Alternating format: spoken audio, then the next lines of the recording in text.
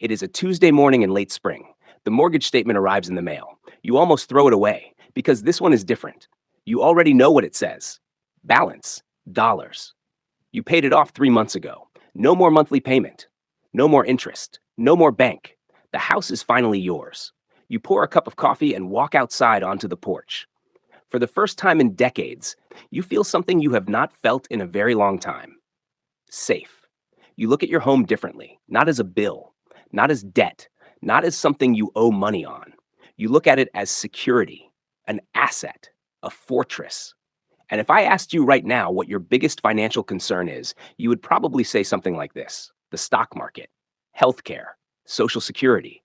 Probably not your house, especially not a house that is completely paid off. But here is the uncomfortable truth. For millions of retirees, the paid off house is not the solution to their financial problems. It is the source of them. And almost nobody talks about this because the problems do not show up immediately. They show up later, usually after retirement, usually after one spouse passes away, usually after a medical event, usually after the family has already assumed everything is fine. My name is Chase Longwell, and today I want to show you why a paid off house can quietly become one of the biggest financial challenges in retirement, why so many retirees become what experts call house rich and cash poor, and what you can do about it before it becomes your family's problem. Because the danger is not the house itself. The danger is what people assume the house can do. Let me introduce you to Robert and Linda. They are both 72 years old. They bought their home in 1988 for $135,000. Over the years, they remodeled the kitchen, finished the basement, replaced the roof twice, and paid every mortgage payment on time. 3 years ago, they made their final payment. The mortgage was gone. Today, their house is worth about $1.1 million. And if you ask their friends, everyone would tell you the same thing. They're set. That house alone is worth a fortune. They have nothing to worry about. The problem? The house cannot buy groceries. The house cannot pay medical bills. The house cannot replace income. The house cannot write a check. And the moment retirement starts, that becomes incredibly important because retirement changes the entire equation. When you are working, your house is simply where you live. When you stop working, it slowly becomes something else. It becomes a giant concentration of wealth sitting in one single asset. An asset that is extremely valuable and surprisingly difficult to use. Now, I know what some of you are thinking. Wait a second. I could always sell. Absolutely.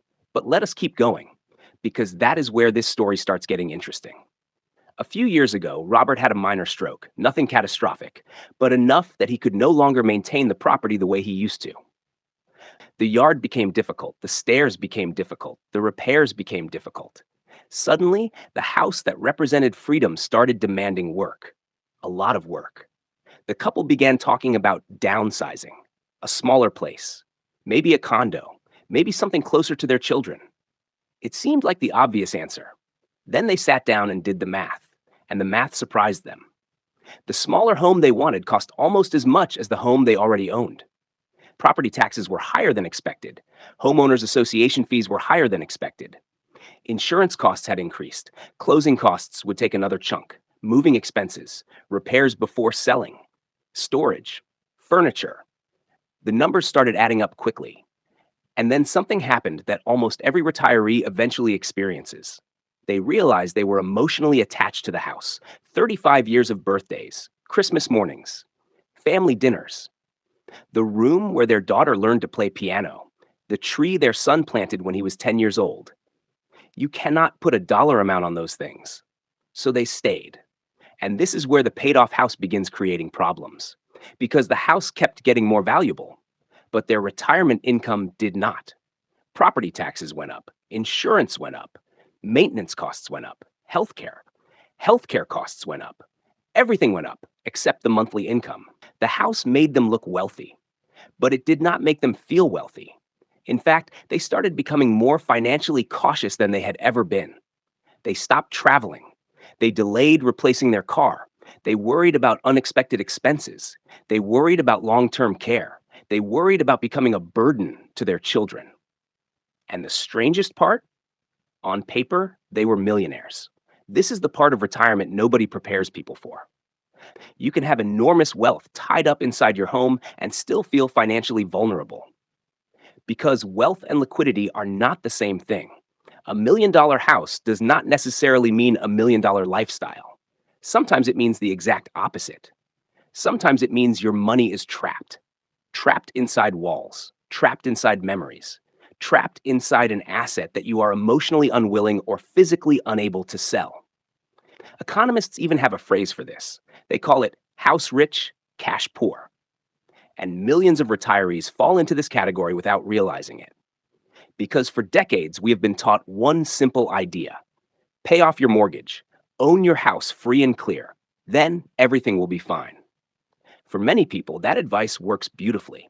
For others, it creates a different kind of financial risk entirely. Because the moment you retire, your house stops being just a home. It becomes a retirement asset. And retirement assets have one very important job: they need to support your life. The question is, what happens when the majority of your wealth cannot easily do that? That is where the real problems begin. And the next part of this story is where things become much more complicated. Because the paid off house creates three specific financial traps that almost nobody sees coming until they are already inside them. The first trap is what I call the income trap. This one is incredibly common. And if you are retired or approaching retirement, there is a good chance you have already thought about it without putting a name to it. Imagine two retirees. Both are worth $1.2 million. The first has $800,000 invested and a $400,000 house. The second has a $1 million house and only $200,000 invested. On paper, they have exactly the same net worth, but their lives can look completely different. The first retiree can generate income from investments. The second retiree has most of their wealth sitting inside the walls of their home. One has flexibility, the other has concentration. One can write checks, the other owns a very expensive place to live. And as the years pass, that difference becomes larger and larger. A new roof, a medical procedure, helping an adult child, long-term care. Unexpected expenses have a strange way of arriving all at once. When that happens, retirees often discover something painful. Their wealth is real, but it is inaccessible. The money exists, they just cannot easily use it. And that feeling creates fear, not because they are poor, but because they feel trapped. I have spoken with retirees who are technically millionaires, but are terrified to spend $50 on dinner.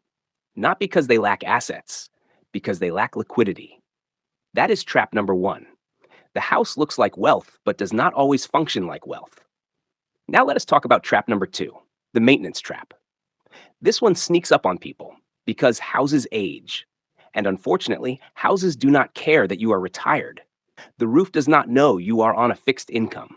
The HVAC system does not know you are collecting Social Security. The foundation does not care about your budget. The house keeps sending bills. A study from Harvard's Joint Center for Housing Studies found that housing costs consume a growing share of many older Americans' budgets, especially for those who remain in large homes as they age. And those costs are not just taxes and insurance. They are repairs, maintenance, accessibility upgrades, landscaping, unexpected emergencies. The older the house gets, the more expensive it becomes to maintain. And suddenly, retirees find themselves in a strange situation. The home that once represented financial freedom now requires thousands of dollars every year just to keep functioning. This is why some retirees say they do not own their homes anymore. Their homes own them, because every decision starts revolving around maintaining the property. Can we afford this repair? Should we replace that? Can we put off this expense for another year? Eventually, the house starts controlling the budget, and when that happens, the asset has become a liability. Then comes the third trap, and this one may be the biggest of all, the care trap. Nobody likes talking about this, but we need to, because aging changes things. At some point, one spouse usually becomes the caregiver. Then sometimes the caregiver needs care too. Mobility changes, health changes, energy changes. The stairs become harder, the yard becomes harder, driving becomes harder. And suddenly, staying in the family home may no longer be practical. Now the house creates a completely different problem. Selling is emotionally difficult, moving is physically difficult, and care can be incredibly expensive. This is the moment many families discover that most of their wealth is tied up in a house they do not want to sell. The children say, "Mom, maybe it's time." Dad says, "I promised we'd never leave this house." Everyone is trying to protect memories, but nobody is talking about money. And then the family starts making decisions under pressure. That is almost always when mistakes happen. This is why a paid off house can become financially complicated, because the house solves one problem. The mortgage payment disappears, but new problems appear: liquidity, maintenance, care, taxes, estate planning. And none of these issues show up in the celebration when the mortgage is finally paid off. Nobody opens a bottle of champagne and says, "Now let's discuss our long term liquidity strategy." But they probably should, because the goal of retirement is not simply to own a house. The goal is to create a life that your assets can actually support. So, what should retirees do? First, understand your numbers. How much of your net worth is tied up inside your home? 20%? 50%? 70%? The answer matters. Second, ask yourself an uncomfortable question. If you needed access to cash in the next 5 years, where would it come from? Not theoretically, specifically. Third, have a family conversation. What happens if one spouse passes away? What happens if one of you needs care? What happens if staying in the home becomes impossible? These conversations are difficult, but they are far easier than making decisions during a crisis. And finally, stop viewing the paid off house as untouchable. It is not sacred. It is an asset, a wonderful asset, a meaningful asset, a place filled with memories, but still an asset. And assets exist to support your life, not the other way around. I want to be very clear. Paying off your mortgage is still an incredible accomplishment. For many families, it creates enormous peace of mind. But peace of mind and financial flexibility are not always the same thing. A paid off house can absolutely be a blessing, and it can also create challenges that nobody warned you about. The difference is not the house. The difference is whether you understand what role that house plays in your retirement. Because sometimes the most financially vulnerable retiree on the block is not the one with the smallest house. It is the one sitting inside $1 million home with very little cash and no plan. That is the hidden problem. And once you see it, you start looking at the paid off house very differently. I am Chase Longwell. If this gave you something to think about, do one thing before you close this video. Ask yourself a simple question. If most of my wealth is tied up in my house, what is my plan if life changes tomorrow? Because retirement has a way of changing faster than we expect. And the people who do the best financially are usually not the ones with the biggest houses. They are the ones who understand exactly what their house can and cannot do for them.